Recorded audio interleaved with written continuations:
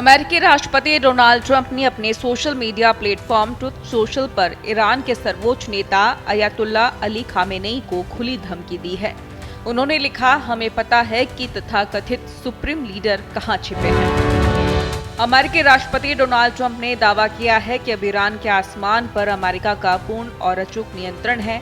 Social media पर Trump के इस बयान को इस बात का सबसे स्पष्ट संकेत माना जा रहा है कि वाशिंगटन अब सीधे इजराइल और ईरान के बीच बढ़ते युद्ध में सीधे शामिल हो सकता है। ट्रंप यहीं नहीं रुके। ट्रंप ने कहा, हम अच्छी तरह से जानते हैं कि तथाकथित सुप्रीम लीडर कहां छिपे हैं। वे एक आसान टारगेट हैं, लेकिन वहां सुरक्षित हैं। हम उसे मारेंगे नहीं, कम से कम अभी तो नहीं, मगर हम नहीं चाहते कि मिसाइलें नागरिकों या अमेरिकी सैनिकों पर दागी जाए।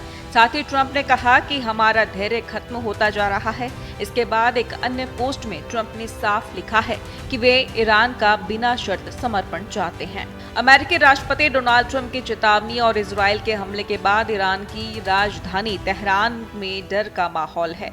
हजारों लोग शहर छोड़कर भाग रहे हैं। सैकड़ों लोग पड़ोसी देशों में भी पहुंच गए हैं। शहर से बाहर की ओर जाने वाली सड़कों पर भारी भीड़ और जाम की स्थिति बनी हुई है। गौरतलब है कि इसके पहले इसी भाषा का इस्तेमाल इजरायली पीएम बेंजामिन नेतन्याहू को कर चुके हैं। नेतन्याहू ने कहा था कि हमारा ईरान के आसमान पर पूर्ण नियंत्रण है। हम ईरान की डिफेंस क्षमता खत्म कर चुके हैं। इससे पहले नेतन्याहू भी कह चुके हैं कि खामेनेई की हत्या से खत्म होगा युद्ध। गौरतलब है कि इसके पहले इसी भाषा का इस्तेमाल इजरायली पीएम बेंजामिन नेतन्याहू भी कर चुके हैं। नेतन्याहू ने कहा था कि ईरान के आसमान पर पूर्ण नियंत्रण है। हम ईरान की डिफेंस क्षमता खत्म कर चुके हैं। साथ ही उन्होंने कहा कि ईरान के सुप्रीम नेता अली खामेनेई की हत्या के साथ युद्ध खत्म हो सकता है। उधर चीन के राष्ट्रपति शी जिनपिंग ने पहली बार युद्ध पर बयान दिया है। चीनी राष्ट्रपति ने कहा है कि उनका देश मध्य पूर्व में अचानक तनाव बढ़ने से बहुत चिंतित है, जो ईरान के खिलाफ इजराइल की सैन्य कार्रवाई के कारण हुआ है। जिनपिंग ने कहा, चीन किसी भी ऐसे कृत्य का विरोध करता है जो अन्य देशों की संप्रभुता, सुरक्षा और क्षेत्रीय अखंडता का उल्लंघन करता है। बता दें कि ईरान पश्चिम एशिया में चीनी रणनीति का केंद्र और प्रमुख राजनयिक और आर्थिक सहयोगी रहा है।